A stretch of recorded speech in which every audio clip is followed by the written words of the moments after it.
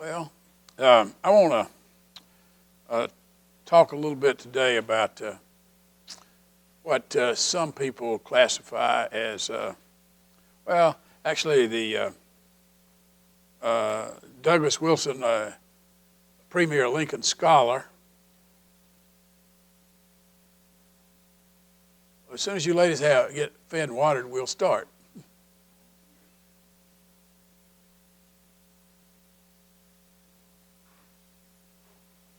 Douglas Wilson says that Lincoln's literary style and literary skill are in effect Lincoln's sword, as he calls it. And I want to talk a little bit today about Lincoln and his literary legacy and what that really means in terms of leadership.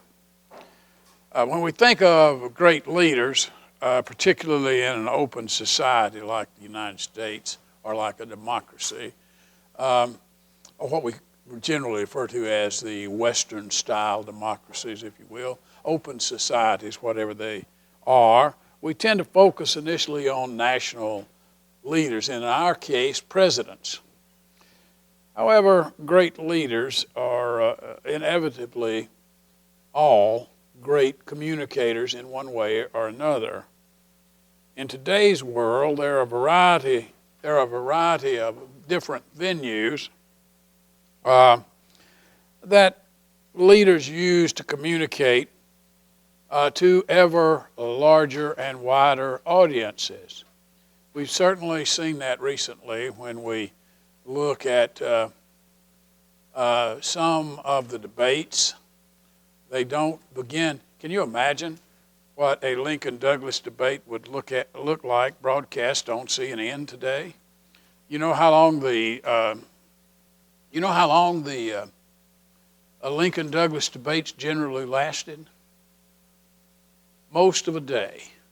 Usually they would break for lunch, start about 9 or 10 o'clock in the morning, and work all the way to the late afternoon.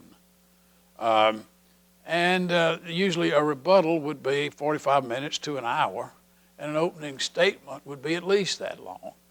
And now, look, they call time in 30 seconds. They beep, beep, and be careful. Can't get my children to settle down. but anyway, I'm glad y'all got here. We got more people here than we've had before, so thanks for everybody coming, especially maybe we need more bad weather. But anyway, Abraham Lincoln, at first appearance anyway, it would seem his ability to communicate with people would certainly be limited. Certainly the technological advances that we are surrounded with today were not available to the 16th president. Nonetheless, he may be the greatest and arguably the most effective transformational leader in American history.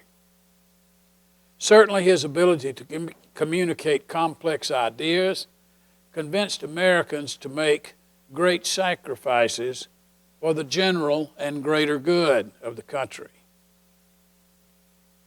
Lincoln used three basic categories to communicate with the people. First, he used public speeches. Second, private letters. And finally, what we refer to as the public letter. The public letter was addressed usually to a specific individual or a group of individuals or an individual within a group that Lincoln wanted to respond to. And it was generally understood that this letter would be quickly turned over to the press and reproduced across the country in various newspapers, both politically supportive newspapers of the Republicans and Lincoln and vice versa, the Democrats.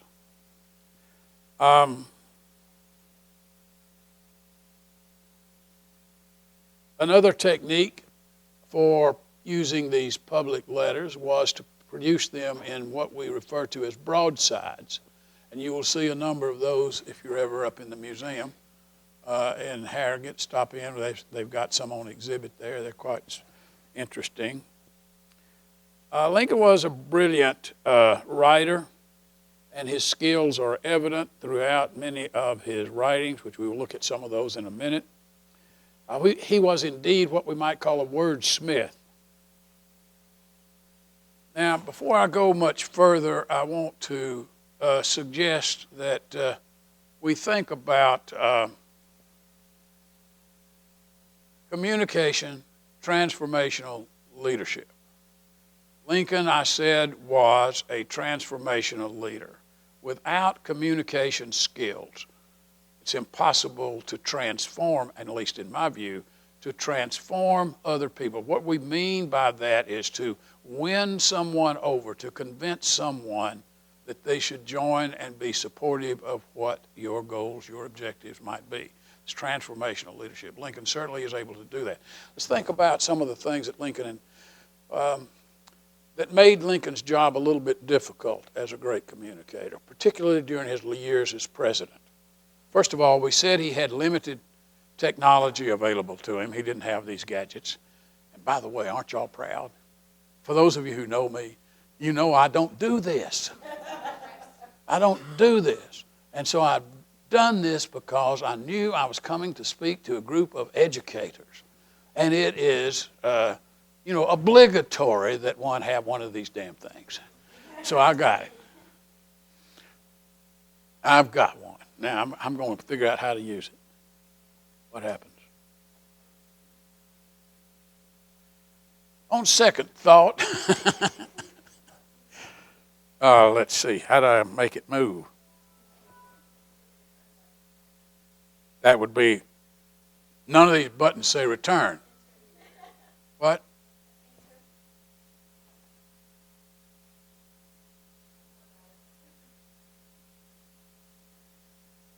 I take back everything I said about it.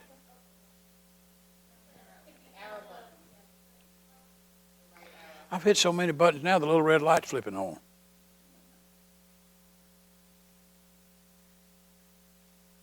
Well, while it's doing its thing, let me just say that for many of Lincoln's contemporaries, this is one of the speeches we're going to read, by the way. I don't know how that got up there. I wasn't ready for it yet, but there it is. We're going to look at that in a minute. See, everybody's looking at that instead of listening to me. Damn. Okay. That's why I don't like these things. Do you use them? You use them? Damn. No wonder education is broken. Nevertheless,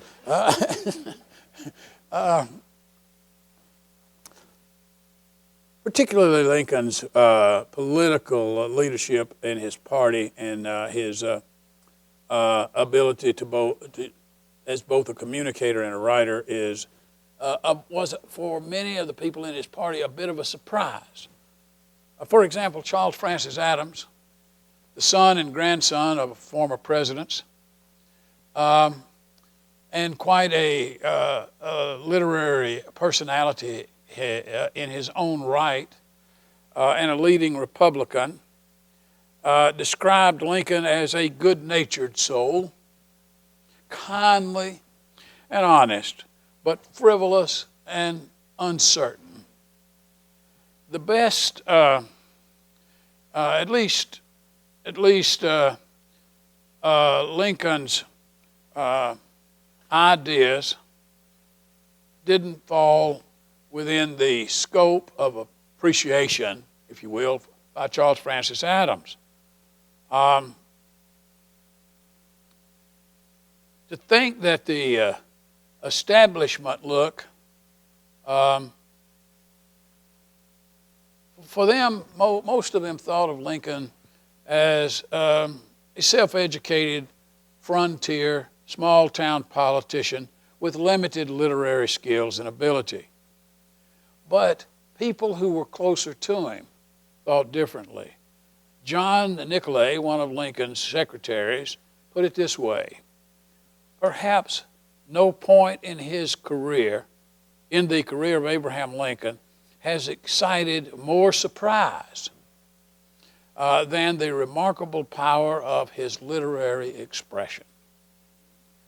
Lincoln's other secretary, John Hay, writing several years after Lincoln's assassination, describes Lincoln with this comment: "It is a constant puzzle to many men of letters, however, persons growing up without the advantage of schools and books, how he could have acquired the hand which enabled him to write the Gettysburg Address and the Second Inaugural is quite remarkable."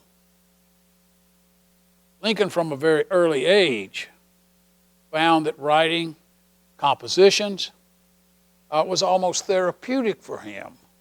He would often scribble little giblets of paper, write out little thoughts that occurred to him, and he kept those in a desk drawer.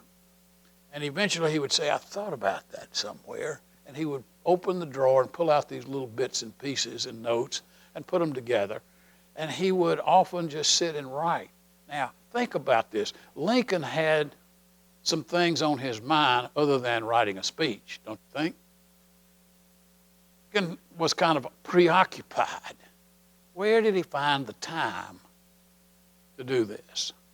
It was therapy for Lincoln. He loved to write.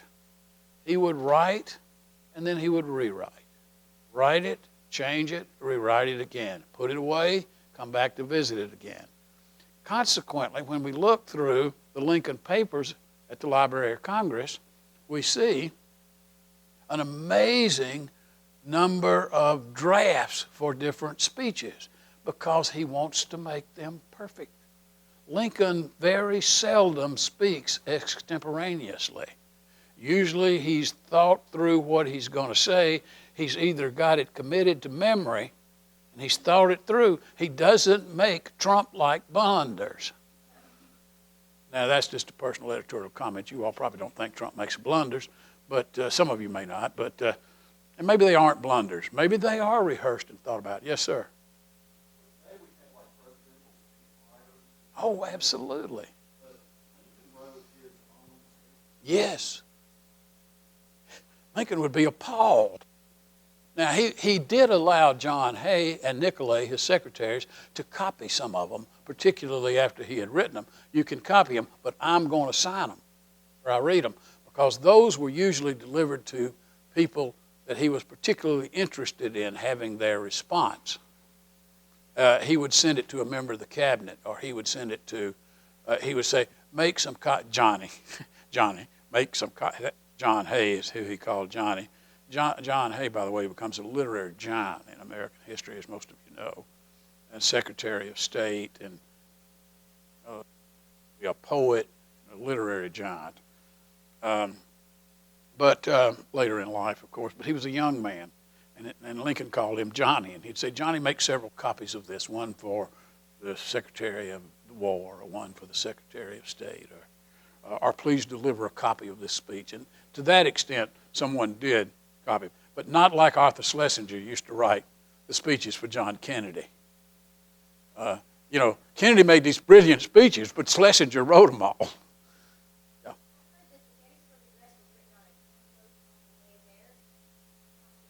Oh, no, he made 4. We know of at least 4 drafts of that. And one Lincoln scholar decided he would parse the Gettysburg Address. He went back and looked at all of those drafts, the strike-throughs, the mark-throughs, the margin notes, the rewrites, and all that sort of thing. Lincoln put the last touches on the speech, and we're going to look at it in a minute. The night before, he delivered it. And secluded himself in his room at someone's home, and wrote it. Rewrote it again. But it's perfect. How could it not be? You know how short it is? The president of Harvard delivered the delivered the address at Gettysburg, and it was 2.5 hours long. And look what Lincoln did in just a few minutes. In fact, his speech dedicating the cemetery is so short that we don't have any photographs. They didn't have time to take a picture. So all we got is sketches. And I'll show you a silly little picture that I think is kind of silly, but I had to find one because it's obligatory. You got to have a picture. Okay. So, I don't know how this got up there, but it's gone now. Lincoln even wrote many of his legal briefs and appeals to juries, and they were consistently compelling, cogent, and he produced rather compelling arguments. And above all, many of these are quite memorable, and even included in some of them are quite inspiring phrases and language. During his presidency, his literary talent, his skill as a communicator, had a decisive effect on shaping public attitudes and was a major factor in the success of many of Lincoln's policies during his administration. In many ways, his talent is more remarkable when it is understood that his rhetoric was often confined to certain types of material. For example, presidential proclamations don't have a lot of sex appeal. For example, another example would be, how about a legal document? And how exciting can one get when thinking about something like that? A legal document, a legal brief. Now, often his public speeches or public remarks necessarily had to be abbreviated and short because he didn't have much time usually. After all, he was constantly being pulled in different directions. The thing that's hard for people to get their mind around is how difficult Lincoln's presidency actually was. He was not a popular president at the time.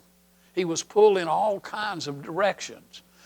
He had an open door policy, and he was besieged by office seekers, people who wanted, the 19th century lobbyist, I suppose, but always wanted a patronage job of some sort or other. And he had the radical Republicans who were pulling him in another direction, and the peace Democrats and the Copperheads pushing on him in another direction. And he had a few generals he couldn't get along with very well. He tried to get along with them, but they just wouldn't behave properly because they didn't want to fight the war the way he wanted to fight it. So all these people are pulling him in different directions. And in that context, he's trying to be a transformational leader. And how is he going to do that? And I believe that his literary skill, like so many people, Donald Fehrenbacher said years ago in an essay that Lincoln is quite remarkable in his ability to use literary style and technique. Certainly not the homespun frontier buffoon that Stanton referred to him as before he realized who he was dealing with.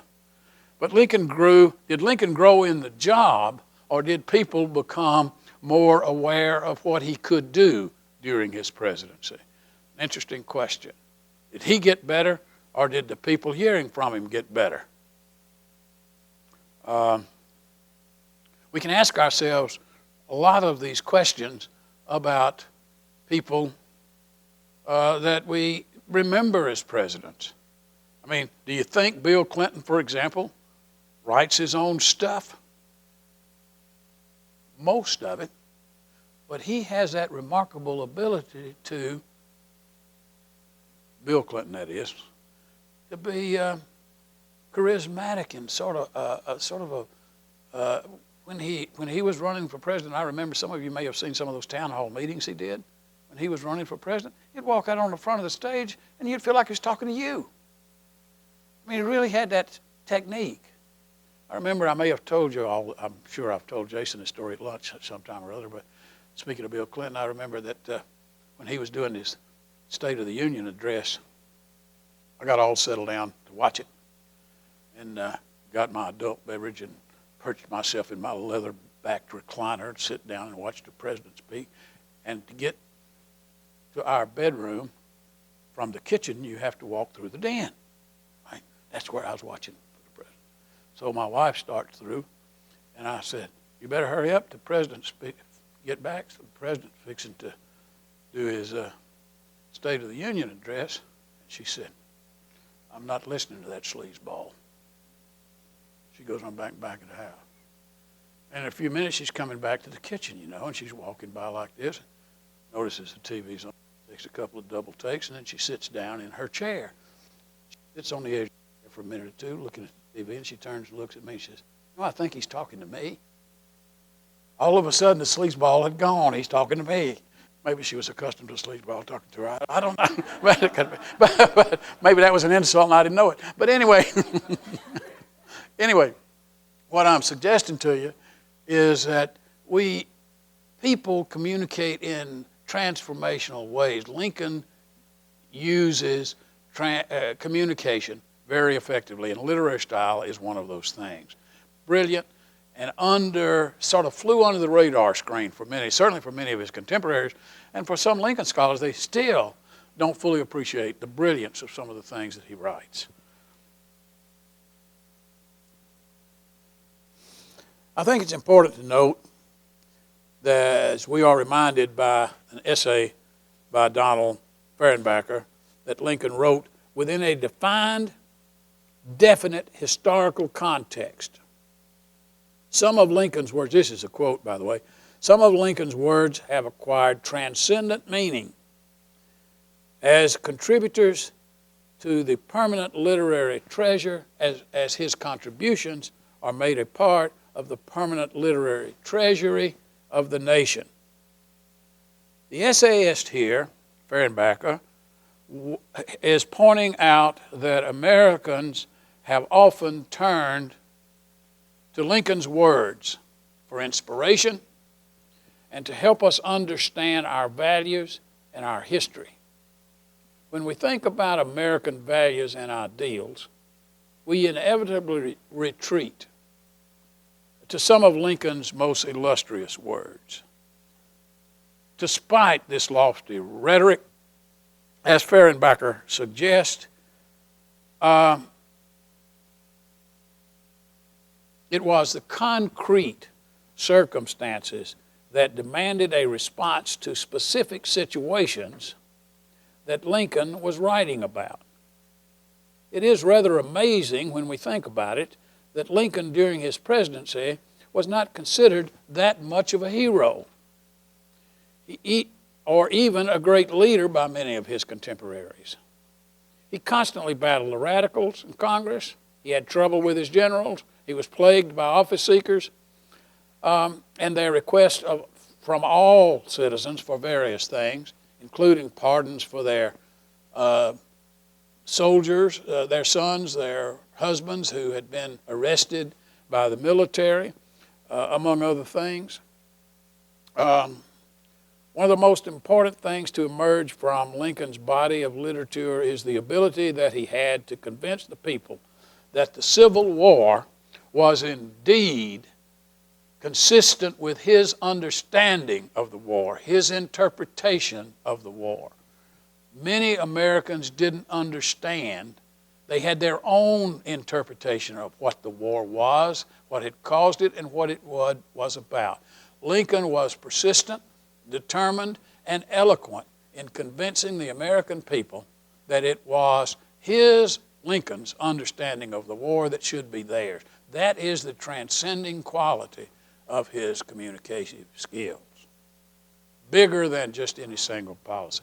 Now, when Fehrenbacher is talking about the concrete structure, Lincoln, for example, if we think of Lincoln's response or his announcement or his Emancipation Proclamation, when you think about that, he's speaking to and about a specific situation,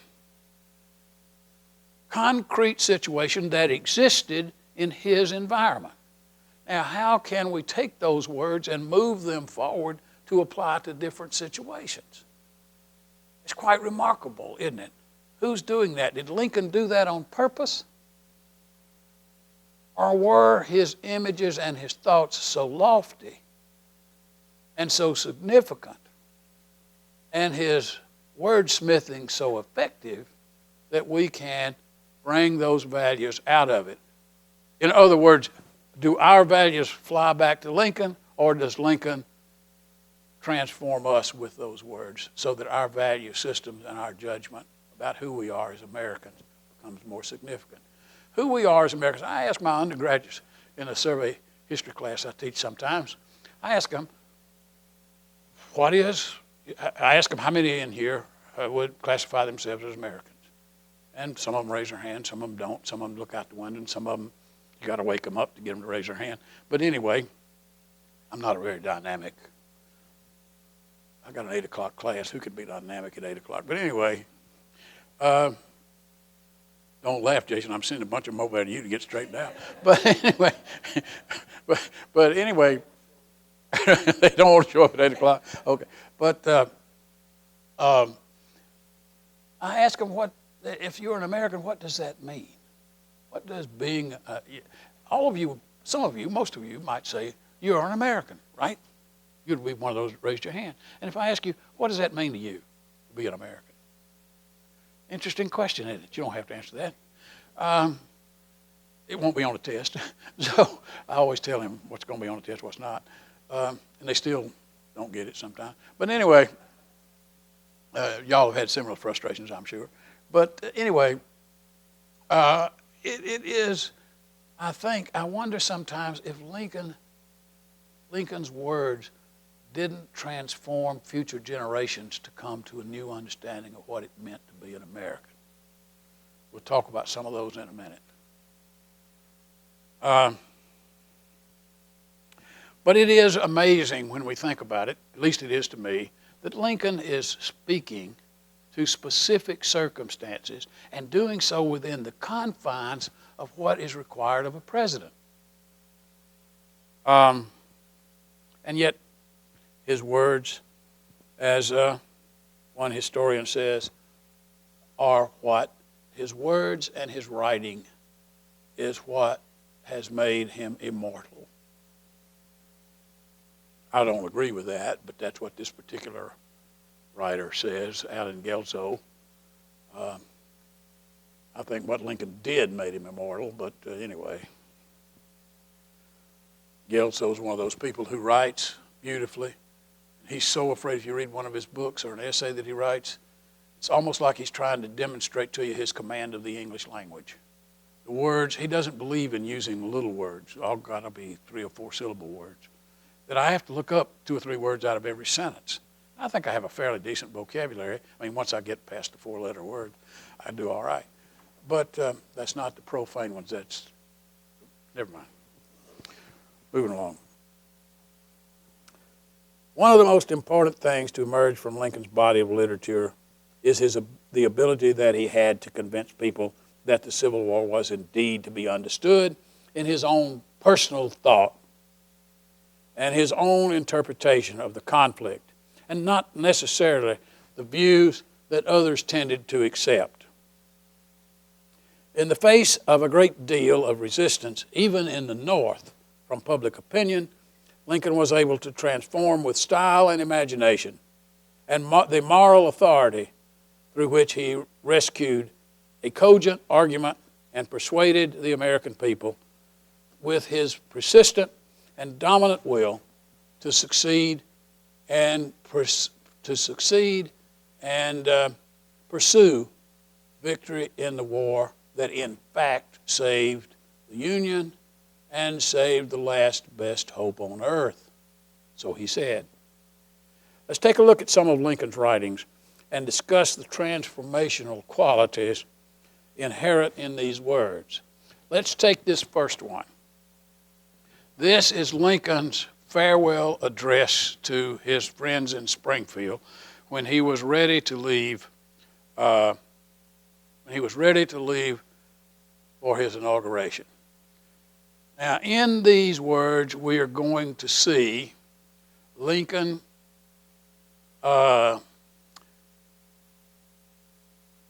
communicating in a certain intimacy with these people, a certain feeling that I am one of you and you are one of me. We are together in this. We are a sense of community, a sense of belonging, a sense of community identity. Look at this. My friends, no one, not in my situation, can appreciate my feelings of sadness in this parting.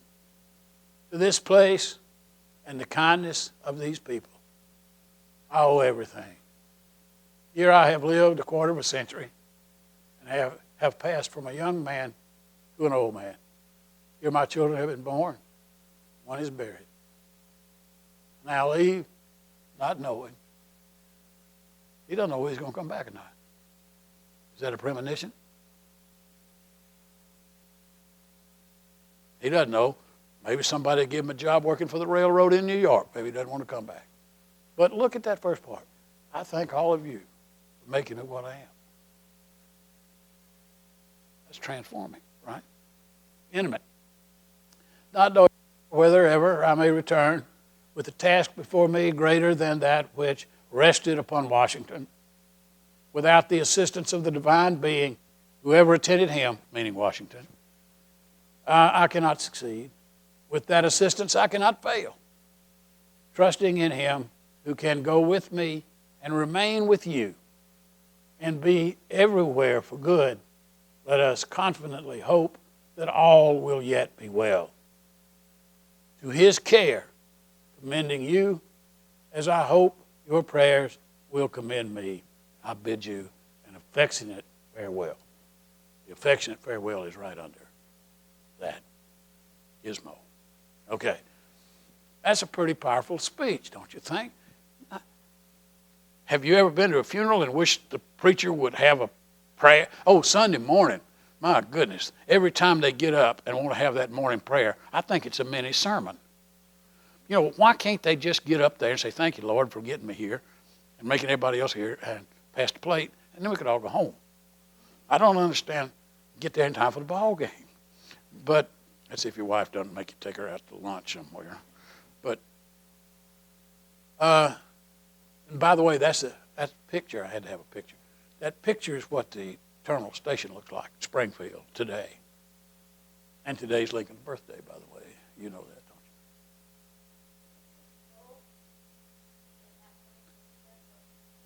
He was a lawyer, practicing a lawyer. Just a lawyer. Well, he'd run for political office, you know. And he'd won some and he'd lost some. He'd been to Congress in 1848. A member of the United States Congress. Didn't do very well. Just a frontier, small town lawyer. And he'd run for the state legislature and been very effective in the state legislature. But he was a small town political politician, you know, a politician in a small town, but an extraordinarily successful lawyer. One of the things that makes Lincoln such a successful attorney and such a great communicator is he understood his audience. Lincoln is a very spiritual guy, and you can see the spirituality coming through this, but he is not Christian. He repeatedly says he's not. And, of course, we have all the Baptists say they're going to make him a Christian, whether we like it or not, and the Methodists want to claim him, and the Presbyterians want to claim him, and Harold Holzer has even written a book about Lincoln and the Jews. So everybody seems to think that they want to co-opt Lincoln for those values that he has espoused so well in what he's left for us to read. But trusting in him who can go with me and remain with you and be everywhere for good. That's pretty good stuff, isn't it? Now, what do y'all think about this? Is this a transforming message? This is a public speech. You think he wrote this out before he got there? Is there a word out of place? I challenge any of you to talk that long without having a stutter or something out of place. You think he committed that to memory? I don't know. But it'd sure be hard to deliver. And remember, when he delivers this speech, it's with feeling. And if you look at the copy of that speech, it's written down. It was transcribed in all the newspapers verbatim. They took it down verbatim in shorthand and printed it in the newspaper. But we don't have a copy in Lincoln's hand of it. But what he did do was go back after the newspapers did it and mark in the paper where he wanted them to emphasize, the newspapers, to put this in bold print or italicize this or underline this because he wanted people to have that feeling. But in the speech, I would expect that he delivered it with feeling. You think that's a transforming speech? And if so, why? Is he trying to convince those people that he's talking to about something?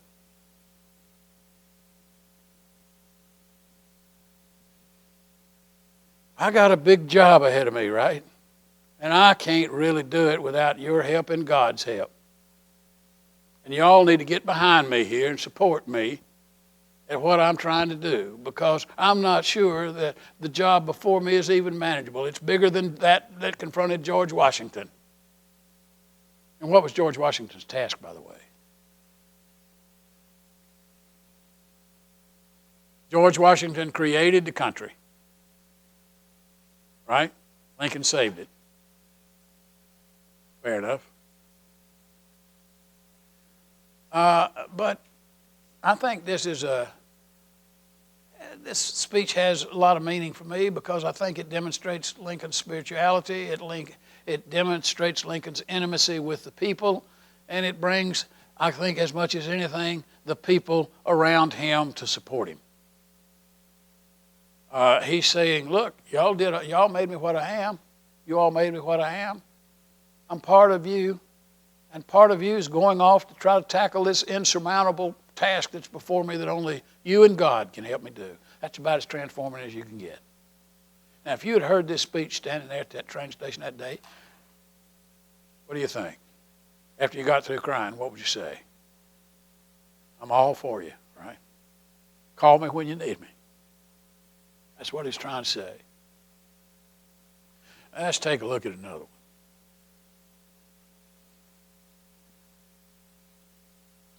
Now, this is one that all of you know. This is a silly picture, but it's the only one I can find. There's all kinds of pictures about Lincoln's Gettysburg Address, but we don't have any real ones. We don't have any real ones. Now, I said that Lincoln, in this speech, just got up and delivered it in a matter of 2.5 minutes. Not all of it, but this is what I sort of picked out. And you know, we could do this like they do in church, and we could read this responsively. I could read a line, you could read a line. I won't do that. We'll just read it together, because I don't want to get too churchified. 7 years ago, our fathers brought forth a new nation, conceived in liberty, undefeated, and dedicated equal. Here, Lincoln is harking back in this to the Declaration of Independence, isn't he? Lincoln does not believe the Constitution is what it's all about. It is, in Lincoln's view, the Declaration of Independence that outlines what that's what an American is. Defined in the Declaration of Independence. So says Lincoln. Now, the Constitution, on the other hand, is the rule book that we apply to get this done. It's the governing document for the country, for our civil society, that enables us to accomplish these things. So it's important too. But first, before we have the Constitution, we have to have this statement by Jefferson. We call it the Declaration of Independence. But Jefferson didn't write the Declaration of Independence because we were already in rebellion, and King George had already declared the fact that the colonies were in rebellion. We didn't need to tell King George that we were going to become independent. He already knew that. So why did Jefferson write the Declaration of Independence? For King George or Parliament? He wrote it for the American people. It was to justify why we need to be independent from Britain and why we need to revolutionize the system. He wrote it for the American people. So Lincoln's harking back to that. And that phrase in itself is transformational. Let's go back to our real values. Let's go back to what's important. Now we are engaged in a great civil war, testing whether that nation that was created back there, that nation or any nation so conceived and so dedicated can long endure. Now that says what? We're engaged in this civil war, and if we don't win it, democracy and representative government is dead. We can return to anarchy, or we can return to despotism.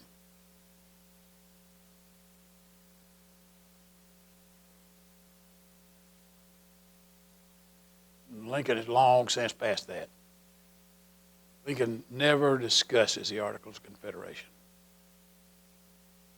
He doesn't even like to talk about it when he talks about the Northwest Ordinance. He just doesn't. Because there's this gap in there. That's what the Constitution, that solves those problems. Lincoln understands that. That's why the Constitution is important. That's why George Washington's important. Because George Washington is the one that implements the Constitution.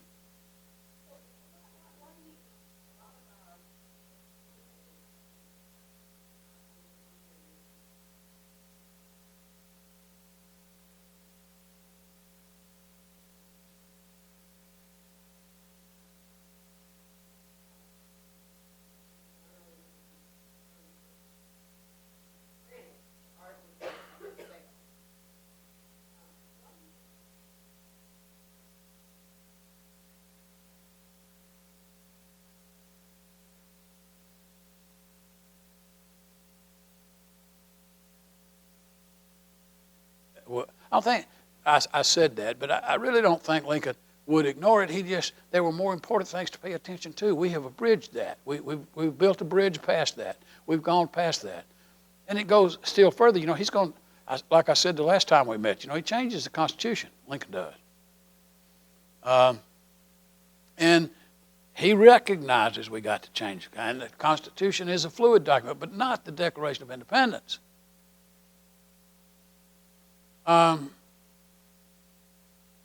This is about whether or not democracy can survive. Because democracy, as we talked about the other day, democracy fails when the minority refuses to accept the rule and the will of the majority. Right?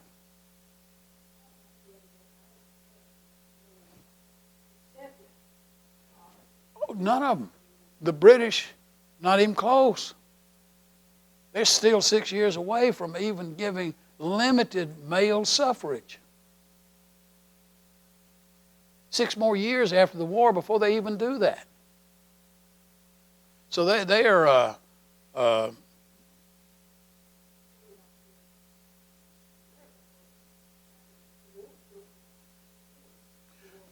well, we see Britain begins to liberalize and extend the suffrage, and Gladstone does that in a big way, and he's really begins that process, and it takes a while, and it's still limited. But the power of the monarchy by the turn of the century is pretty much gone. But they're all about imperial power. Don't forget that, all of them, because that's what brings us into World War I. But Lincoln doesn't see it that way, because unless the majority, on the other hand, that rules is empathetic and tolerant and accepting of dissent, which our Bill of Rights allows, right? Freedom of speech and all that stuff. Now, When we look at that, we can say then that democracy can function, or representative government can function, as long as the majority protects the rights of the minority. But when you have the tyranny, as Tocqueville says, the tyranny of American democracy, that's to be afraid. That's to be something to be scared of. The tyranny of the majority in a democracy should be feared, because that's when they oppress the minority. So the majority has to be responsible for protecting the rights of the minority, in Lincoln's view, and the majority has to be willing to accept the rule of the majority. Lincoln says in another speech that it's time for us to recognize that the ballot is the solution and not bullets to a problem. If you don't like me, he says as president, then vote me out of office, but don't try to shoot me out of office, which unfortunately happened. But that's what he's talking about here, democracy.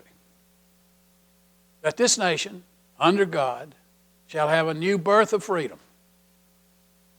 What's he talking about here? A new birth of freedom?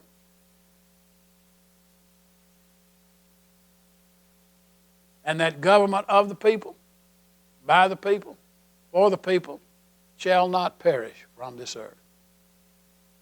Not the United States now, but everybody. Everybody throughout the world. This is the best system.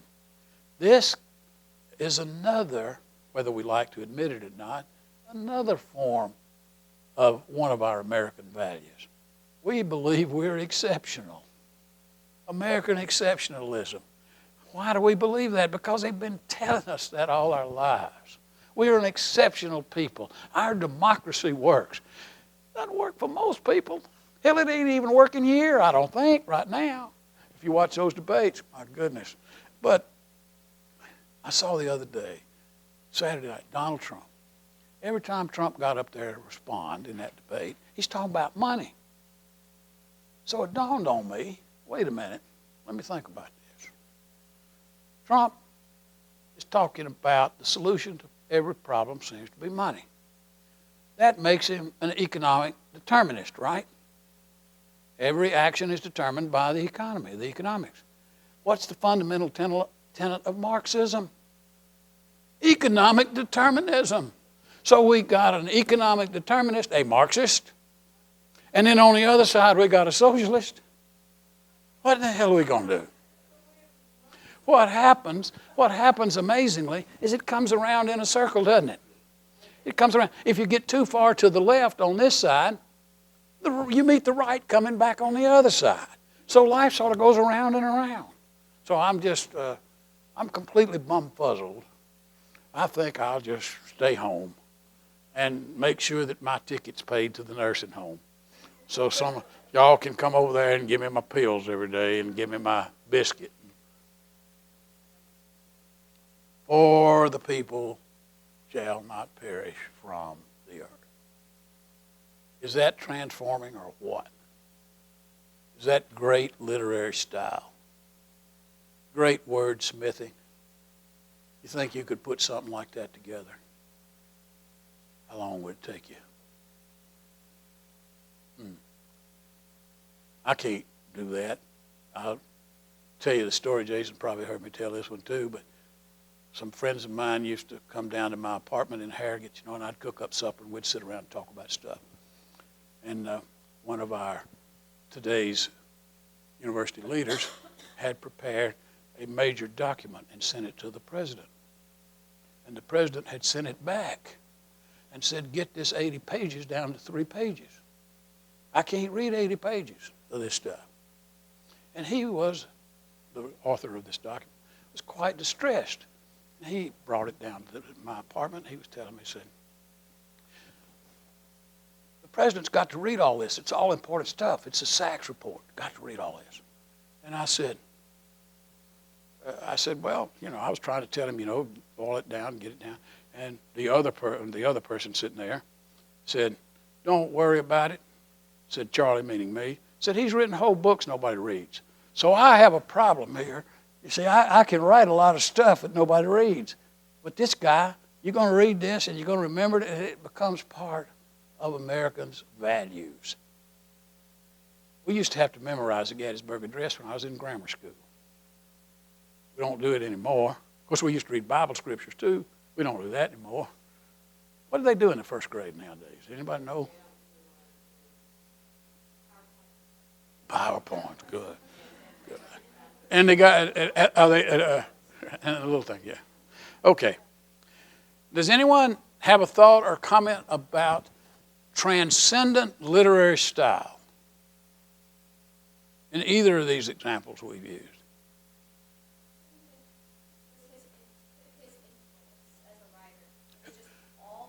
Who influenced him?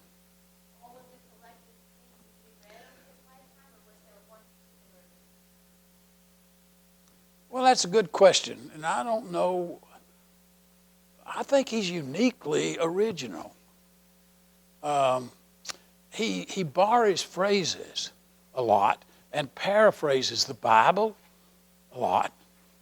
And you notice when in that first farewell address, there's no question that spirituality comes through there. But he's not talking about Jesus, not talking about Christianity. He's talking about God in a larger context. Lincoln, and here he's even talking about it in a way that can encompass your God, your God, your God, your God. The national image that is America, the United States, is a believing country, right? We are a religious country. The question is, are we a diverse religious society? And when we put in God we trust, does that mean your God, Jason's God, my God, or all of our God? We put that on our money. God may be different to you. You know, it may be different for a Hindu or a Muslim or a Christian or a Jew. Lincoln's not trying to separate any of them. Whoever's up there is who we need to depend on, or wherever God may be. I don't think Lincoln thought about him being up or down or wherever. Just thought he thinks of God, and we're going to see this in just a minute. He thinks of God as being active in human history. And we have to understand that. But I think he borrows from the Bible, he borrows from Shakespeare, he borrows from other political philosophies and documents, legal jargon. He borrows and paraphrases and uses, but he uniquely incorporates that into Lincolnese. And that's what we can call this, Lincolnese. Any other ideas or thoughts about this before we move on to what Donald White has called Lincoln's Sermon on the Mount? His greatest speech. Look at these pictures of Lincoln, by the way. 2 photographs of Lincoln just before he was assassinated. He looks damn old, doesn't he? They have about wore me out. I'm tired. These people have been beating on me and pulling me apart now for all this time, and I'm exhausted. Does it show on his face?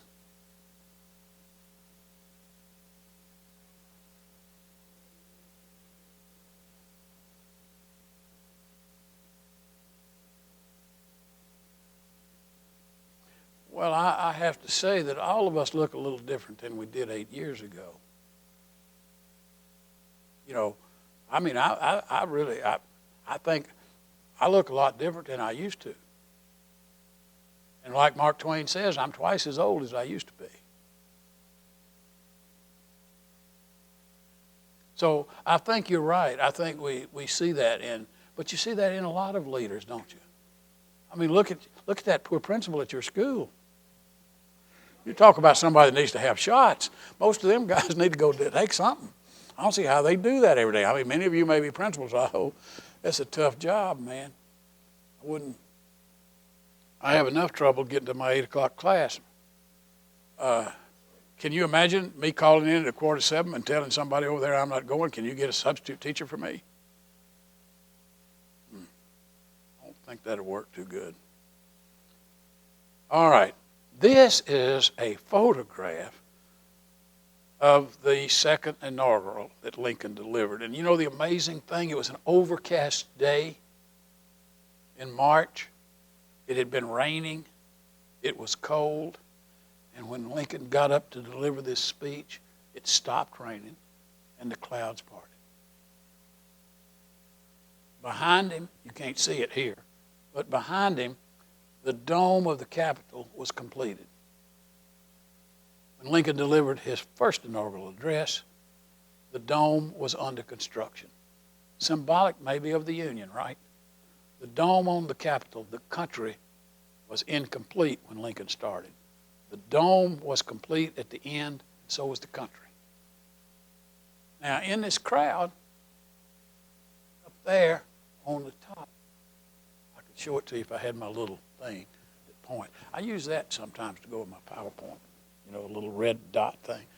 But I lost it somewhere. But up in the top there is John Wilkes Booth listening to the speech. What? He's up here on this balcony level up above. You see where that post is right there? He's right underneath that in the top hat. And you see those three men in the top hats there? Right there. That's the word. And down here, this man in the hat right here is the assassin who is going to assault Secretary of State. It's just in the plot to decapitate the nation's leadership. Heard that phrase before.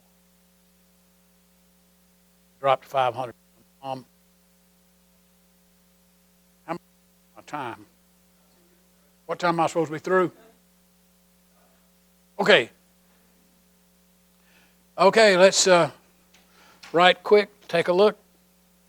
On the occasion corresponding to this 4 years ago, all thoughts were anxiously directed to the impending Civil War. All dreaded it.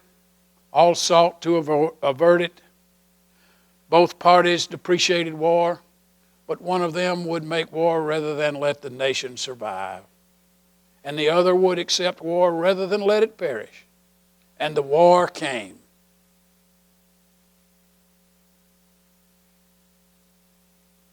Both read the same Bible and prayed to the same God.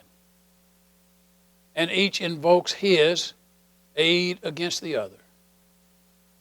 But it may be that God wills that it continue until all the wealth piled by the bondsman's 250 years of unrequited toil shall be sunk, and until every drop of blood drawn with the lash shall be paid by another drawn with the sword.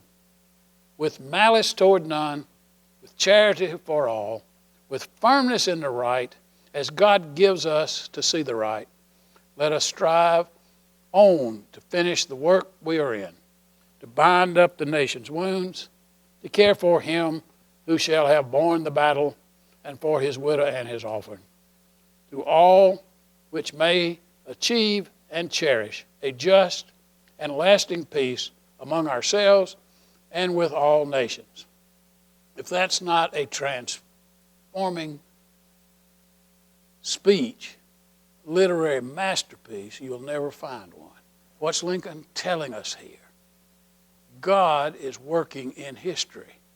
It is the national sin of slavery that has to be righted here. And we will pay for it with our blood, as God has given us the responsibility to pay for